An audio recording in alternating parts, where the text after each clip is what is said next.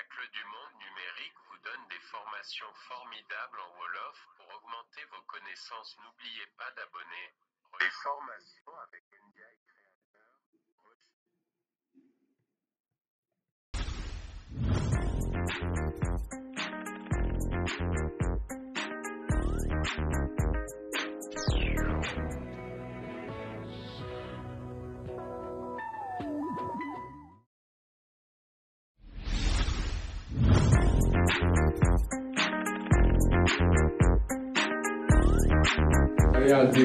Bonjour tout le monde, asalaamaaleykum wa rahmatullah. ñu ngi leen di jaajëfal bu baax a baax si ànd bi ngeen ànd ak ñun. Et aussi ñu ngi leen wax bu fekkee ne abonné googul fàtte abonné bu fekkee ne aussi am na loo bëgg wax nga def ko si commentaire yi. bu leen fàtte aussi di like vidéo yi pour gën mën a yokk doole pour bu leen aussi fàtte di partager vidéo yi pour seen yeneen ami yoo xamante ni daan leen mën a dimbale. Et aussi ñu leen di fàttali aussi ne vidéo lii chaîne bi li ko tax a jóg du lenn lu dul jàppalante ku nekk li nga xam nga baax ko sa morom. Donc asalaamaaleykum sama gaay dal leen jàmm ci Clé du Monde numérique tey man maa ngi tudd Aziz jotoon naa fi def cours mais xam nga ne tey rek affaire yi moo ko forcé waat circonstance yi ko forcé waat pour ma defar fi cours waaw maa ngi leen di sant nag di leen gërëm jot naa gis commentaire yi di leen di gën soñ tamit ngeen abonné ci chaîne bi parce que chaîne bi am na solo lool waaw léegi tey dañu war a defar ibu bi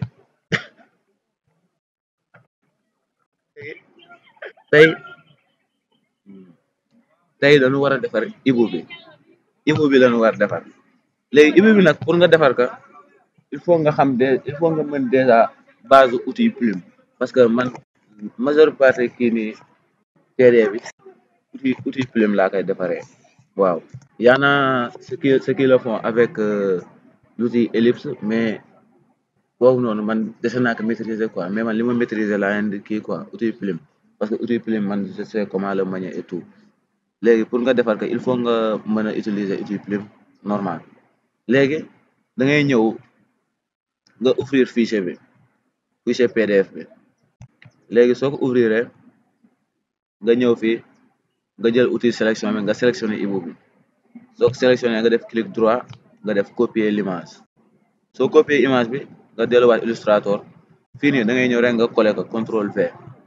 léegi coller nañ ko image baa ngi nii léegi nga agrandir ko ba li nga bëgg li dal sa xel lu dal sa xel rek ba nga doyal baax na léegi après avoir importé l'image léegi dañuy ñëw fii nii ci panneau calque pour nga indi ko su nekkul fii nii da ngay dem fenêtre nga dem nga rechercher calque nga kose ko bu ñëw raccourci bi F7 la mi ngi noonu léegi da nga soo posé souris bi ci image calque bi da ngay def alt nga def double clic soo defee double clic ci sa souris dina la indil benn boîte de dialogue option de calque bi mi ngi nii léegi fii nii da ngay gis dafa coché affiché aperçu impression waaw léegi yow fii nii da ngay coché modèle bi soo coché modèle bi dina coché tamit estomper les images à 50%. loolu day wàññi opacité image bi comme ça permettre la yow après nga mën a def ay dessin ci kaw image bi saa nga bañ ko touché yooyu noonu léegi après nga def ok léegi image bi estompé nañ ko nii ba mu normal léegi après da ngay créer nouveau calque soo créer nouveau calque nga jël outil plume maintenant soo jëlee outil plume da ngay ñëw fii nii laissez-moi activer le panneau contrôle léegi da ngay ñëw fii soo ñëwee fii nga dindi fond bi nga def ci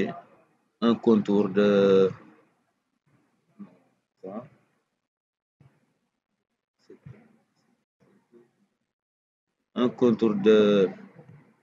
3 points voilà léegi on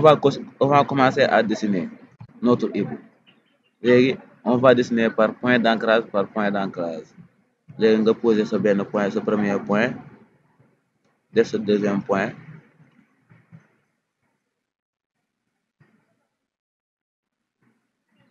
procédé bi nag xaw na dina kii ni xam naa ne vidéo bi après dinañ ko dagg ñu wan leen kii bi nan lañ koy defee léegi soo ñëwee pour nga dindi sélection bi da ngay ñëw indiwaat ba si point d'ancrage bi nga def touche alt nga def clic comme ça mu dagg kii tracé bi après nga continuer sa tracé lii ñu maîtriser kii ni outil plume ñoom dinañ ko xam léegi après nga continuer même procédé loo dessiné bu nekk nga def touche alt delloo si tout d'abord man kii bi laay njëkk defar bopp bi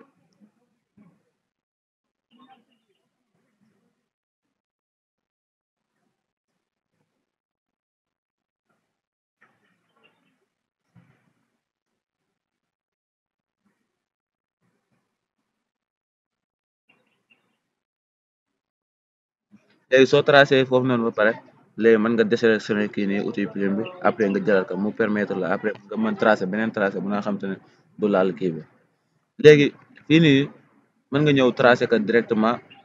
soo neexee nga dépassé sax loolu noonu après lépp mën naa la wan procédé bu nga xam te ne da ngay dindi trait yu ëpp yi léegi nga continuer sa tracé def point d'ancrage génne bopp bi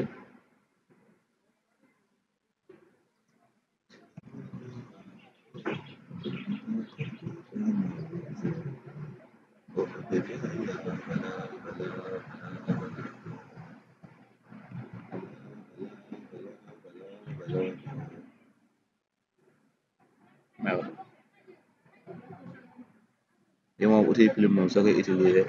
yi moom du si ñàkk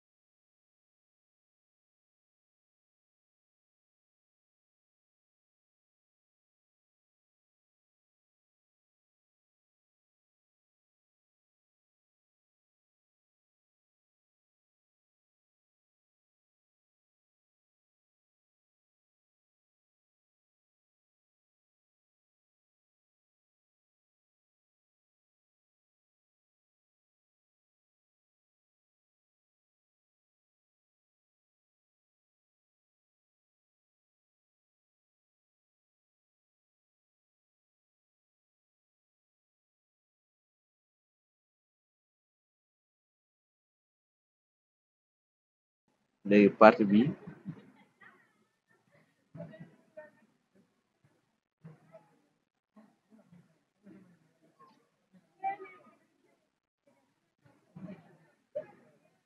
xool bu baax dégg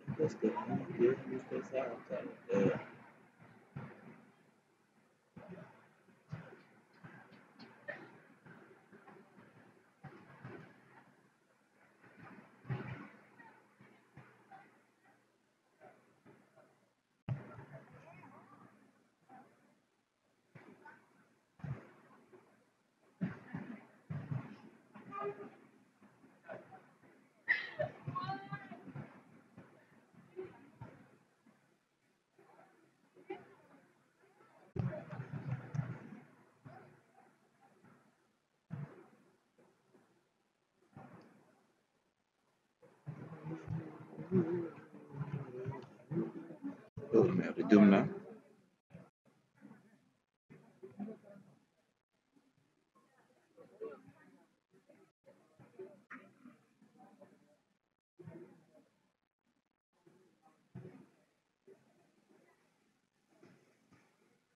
léegi ngay defar geen gi da ngay dagg par partie parce que ce sera plus facile quoi nga ñëw bëgg defarandoo geen gi yëpp des fois mën na am ay imperfection mais après soo kiiwee soo mettre couleur yi rek affaire yi du leer du si kii quoi du si feeñ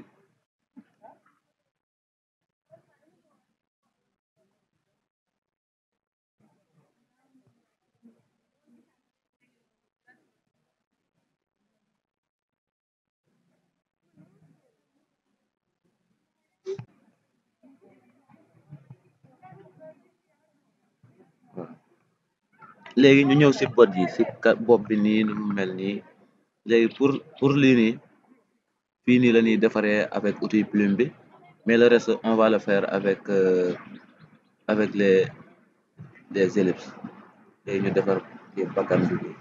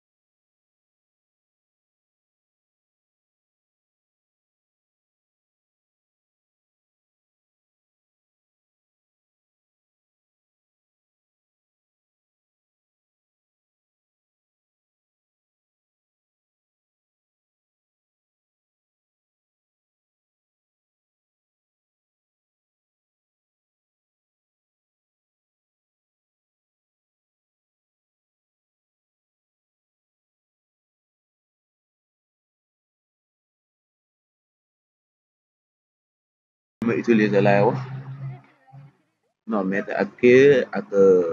y en a d'autres outils may utiliser après moom laay utiliser pour l'instant nii mais après da ngay utiliser outil ellipse soo ñëwee fii nga sélectionner ellipse nga pour nga defar bëri soo defee ni tracé da ngay maintenir kii ni alt ak shift comme ça mu doon carré bu kii ni nga def clic si barre d'espace bi comme ça nga mën ko déplacer si biir kii bi nga wàññi déplacer ba am li nga bëgg nga bàyyi léegi soo paree nga jël outil sélection bii nii nga def alt clic nga dupliquer indi beneen côté bi fii nii léegi am nga ñaari côté yooyu noonu su la neexee nga dupliquer bii nii yokku taay bi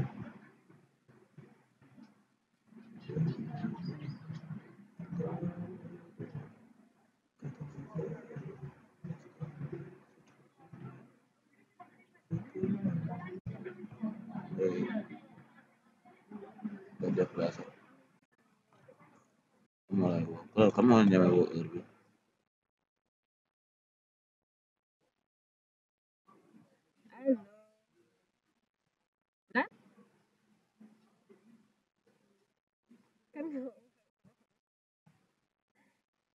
wala bu normal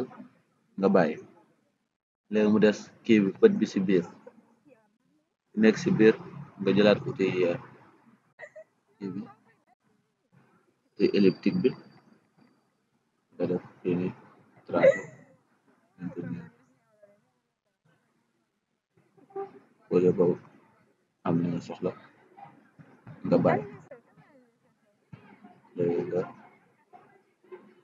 def alt push mu normal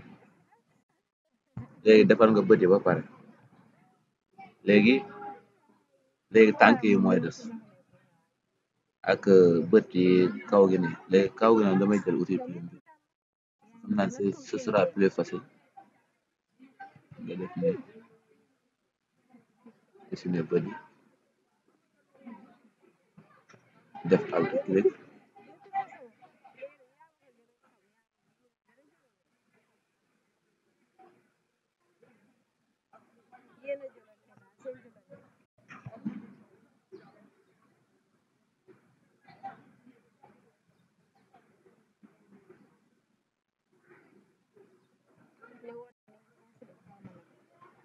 bàyyi ma reprendre ko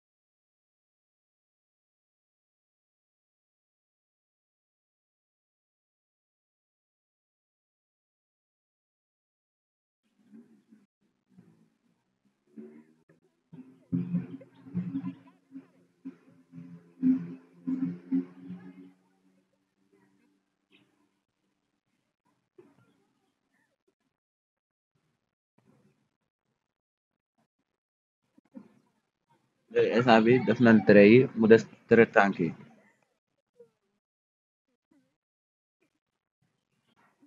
tànk yi moom moo gën a soof si affaire xam naa ne soo ngeen koy def di ngeen kii nii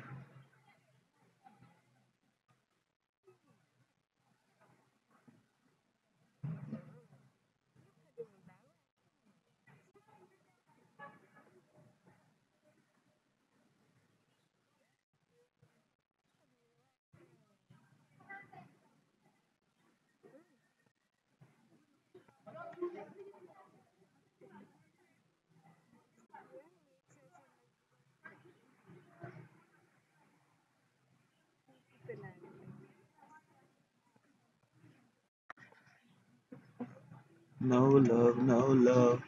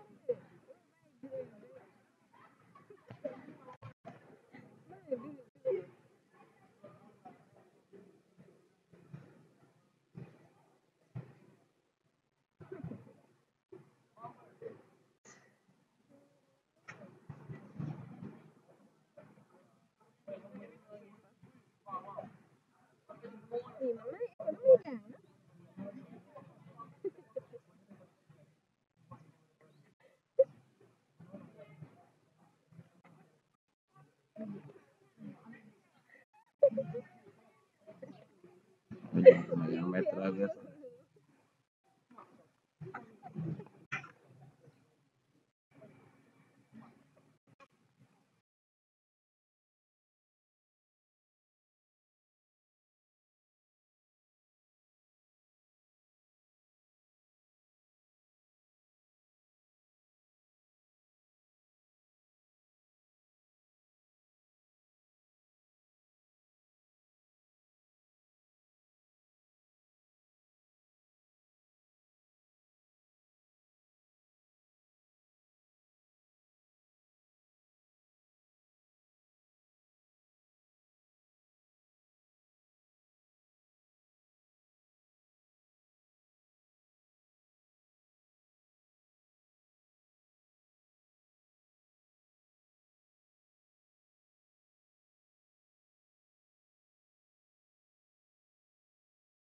te après nga deuxième tour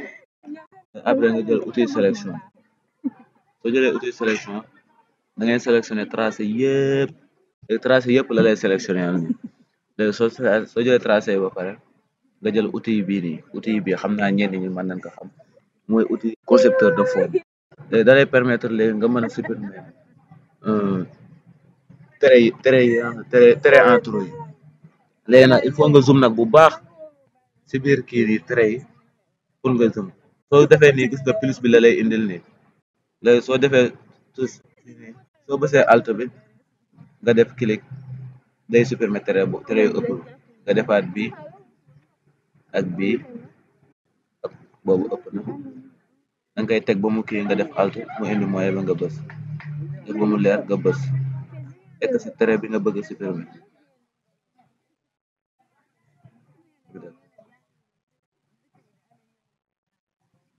mi ngi nii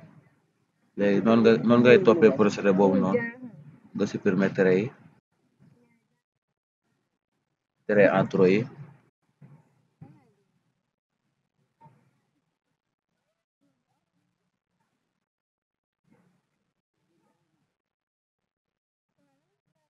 trait entre yi ni nga koy defee def alt touche alt bi nga supprimer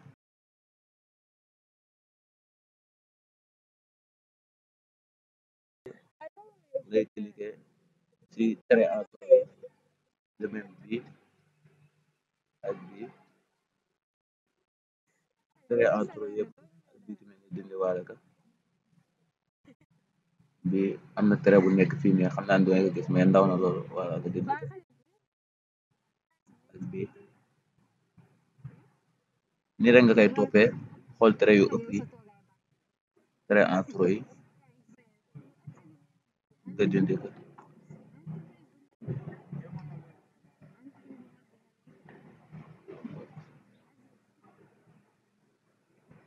dindi yi dindi trait bi tamit dindi waale bii ak bii sooy tracé bul sóoraale trait bu ëpp ak trait bu kii romb na wala romb yi nga kii après outil bi même outil bii nii outil concepteur de forme bi da lay permettre nga mën a ajouter ay couleur et consort nga supprimer couleur yi trait yooyu noonu si la bokk dafa zoom na affaire bi dafa ëppal de léegi mi ngi nii am nga sa ibu daanaka léegi sa lii su la neexee mën nga ko désafficher nga désactiver kii nii nga am sa tracé nii ba mu normal léegi avec outil kii nii bi concepteur de forme bi moom moo lay permettre nga mën si ajouter couleur léegi pour nga ajouter si couleur il faut nga ñëw fii nii nga indi fenêtre nuancé wala kii nii fenêtre couleur bi baax na léegi après da ngay pipété fii nii sa couleur foofu fii bu fi soucié wu ak contour bi yëpp bu soucié wu dara da ngay ñëw fii nga choisir sa couleur comme un rouge bi xam nga diggante bakkan bi fii day am rouge nga def fa rouge daanaka foofu kese mooy am rouge nga choisir pipété waat man nga am benn vert bii nii vert bi mën nga ko def ci aile yi comme fii ak fii ak fii foo cliquer fu nekk rek dafay appliquer couleur bi mi ngi nii nga appliquer sa couleur daanaka mi ngi nii man na léegi à part foofu noonu yeneen couleur yi moo fi nekk fii noir bëri da ngay def noir fii ak fii blanc bi nga def ko fii ci biir fii ak fii foo gis rek ndax plus bi su nekkee plus bi rek mën nga ko mettre foofu noonu ak plus fii blanc bi ñoom léegi soo xoolee au niveau ci bakkan bi dafay am couleur jaune nga pipeté waat fii nii sa couleur jaune nga teg ko fii sa jaune tegaat fii sa jaune léegi tànk yi am na jaune mais jaune bi kiiwul noonu mais nga xaw wàññi saturation bi fii tuuti nga teg fii jaune par benn rek nga koy teg dina soof mais yàggu nga teg sa jaune nice bois bi marron la léegi ñu choisir am nga sa marron léegi mu des fii ak kë bi parce que ñoom ñi ñëpp ñooy yem même couleur astaghfirullah couleur bi mooy nekk fii léegi il va falloir ma reprendre kii bi vert bi je ne sais pas comment je vais faire amaat ko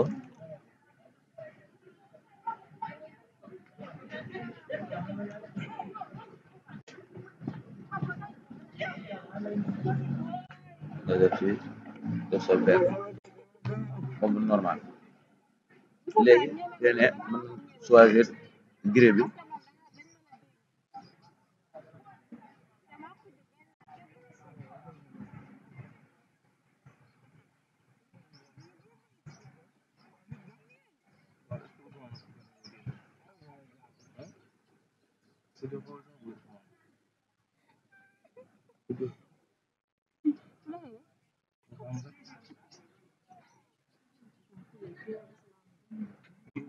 choisir gris bi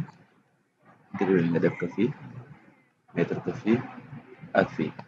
léegi voilà sa ibu baa ngi nii pare na léegi nga jël outil sélection nga sélectionné am nga sa ibu léegi soo xoolee fii gis nga ay traits yu débordé tuuti léegi pour nga remédier si da ngay def nii rek sélectionner tout jël outil concepteur de forme bi nga zoom si ba yegg sa trait yi nga def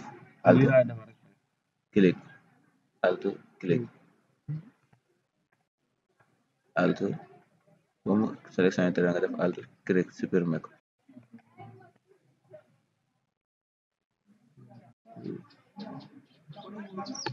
léegi trait bi débordé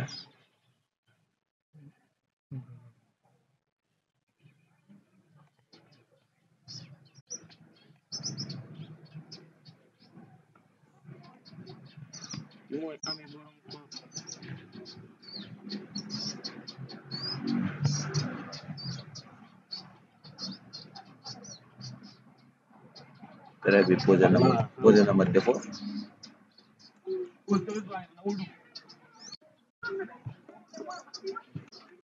léegi soo jëlee outil bi nii di nga mën a modifier point d'ancrage bi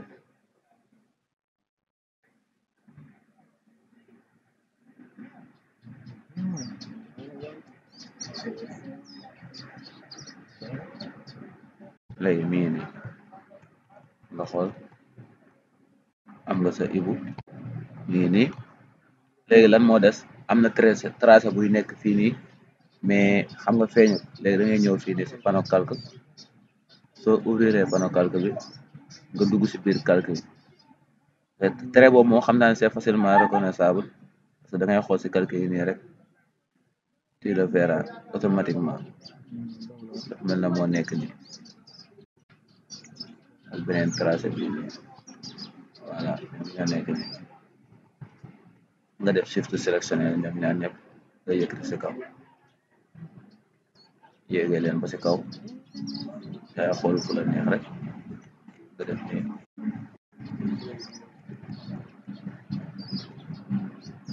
nii am nga say trait tracé yi noonu am nga sa élu léegi nag pour nga grouper calcul yi parce que am nañ benn consigne bu ñu permettre dañuy grouper calcul yi si tête bi du bokk ak calcul kii bi léegi pour loolu noonu da ngay jël outil sélection bi nii nga sélectionné lépp nga sélectionné bopp bi bopp moom soo sélectionné ba fii rek dina sélectionné trait yëpp léegi nga def fii nii nouveau calque fii léegi fii nii ngay def contrôle X mooy couper da koy couper léegi après nga ñëw fii panneau édition nga def coller sur place léegi lépp dafa coller léegi si benn calque bi léegi xool soo ko masqué mu dañ léegi suñu paree ñu ñëw si tronc bi léegi soo defee ni nga sélectionné tronc bi nga defaat nouveau calque fii nga def fii nii def contrôle X ñëw édition def coller sur place léegi am nga sa ndigg am nga sa bopp am nga say tànk léegi fii nii nga renommé calque yi def bii tête entrée fii tronc nga def nii tronc fii nga def fi que li ko gars yi di wax ni génn nga def entrée léegi su la neexee calque modèle bi su la neexee da ngay dindi kànnaar bi après nga supprimer ko léegi voilà am ngeen seen ibu mi ngi nii man Aziz maa leen doon présenté tutoriel bi di leen di ñaanal bonne continuation ngeen gën a continuer si seen lancé parce que si métier bu neex ngeen abonné yokk j'aime ngeen partagé lien yi ngeen koy partagé seen gars yi ñu mën a kii nii ñu dooleel nu waaw parce que bëgg nañ jëm kanam incha allah aywa jaa ngeen jëf merci